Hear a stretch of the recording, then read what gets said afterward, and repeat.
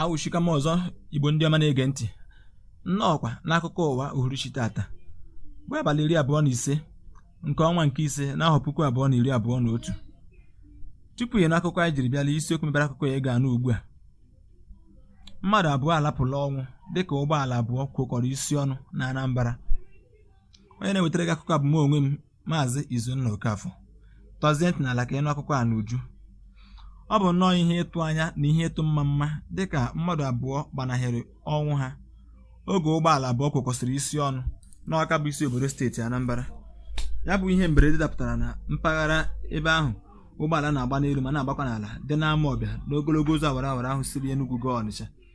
ma bụrụkwa nke dapụtara n'etiti ụgbọala Siana abụọ, bụkwazi nke otu n'ime ha magoro ibe ya n'elu ozugbo ya bụ ihe mberede mere. Dịka onye ọnọ mgbe mere siri kọwaa, ihe kpatara ihe mberede ahụ bụ mgbochi ụzọ. Ya bụ ihe mgbochi ụzọ nke ndị na-arụ ụzọ dọbara n'otu akụkụ okporo ụzọ ahụ na-enweghị ihe ọbụla ha tinyere n'ihu ga na-egosi ndị na-anya ụgbọala maọbụ ndị na-abịa abịa na enwekwara ka ọnọdụ siri dị n'ebe ahụ, maọbụkwa na enwere ihe mgbochi ụzọ dị ebe ahụ ka ha wee bido n'oge zere ihe ndị ahụ. N'okwu ya banyere ihe mberede okporo ụzọ ahụ oge ọ gara n'ebe ahụ ya bụ ihe nọrọ wee mee, onye isi ụlọ ọrụ na-ahụ maka njem awele n'okporo ụzọ bụ ụlọ ọrụ Federal Road Safety Corps n'ime steeti Anambra bụ CC Adaoye Irelewuyi mere ka a mara na ọ bụ n'ihe dịka elekere 4 nke ụtụtụ ka ihe mberede okporo ụzọ ahụ ji wee dapụta.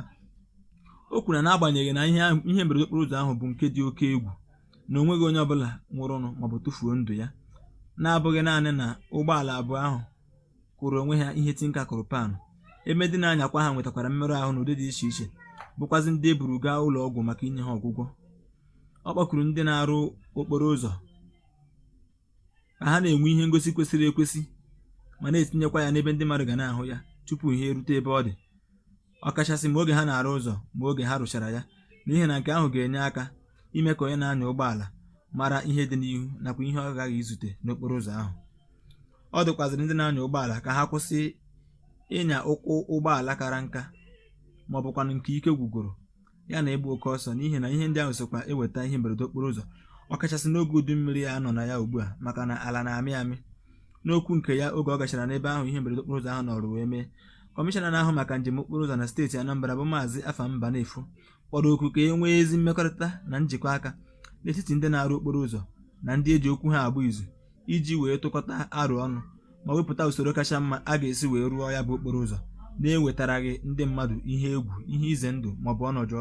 ọjọọ ndị ọzọ. Dịka ọ na-ekele Chineke na onweghị onye ọbụla tụfuru ndụ ya n'ihe mberede okporo ụzọ ahụ, kọmishọna Mbanefu jikwaziri ohere ahụ wee dụọ ndị na-anya ụgbọala ọdụ ma dọọ ha aka na ntị nke ọma ka ha na-enyocha ụgbọala ha tupu ha eburu ya pụta n'okporo ụzọ,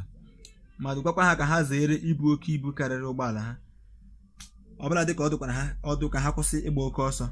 ma zekwara ihe ndị ọzọ nwere ike iweta ọnọdụ ntụmadụ n'okporo ụzọ, n'ihi na ihe ndị a niile socha enye aka n'ime ka ọnwụ mmadụ na-adị nkenke. Ọkwa na onye agwara kwe na-abụ afọ ọzọ agwa ya, mana onye agwara agwa ma ọ nụghị anụ ọ na-abụ omee eme ọfụ afụ. O wee bụrụ ebe a ka ọ na-ezo wee na-agbacha Igbo bụ Igbo akụkọ ụwa nke uhuruchi tata bụ nke ị nụrụ ugbu a. Ma tupu apịakọọ m lee isiokwu mere akụkọ ị nụrụ ugbu a.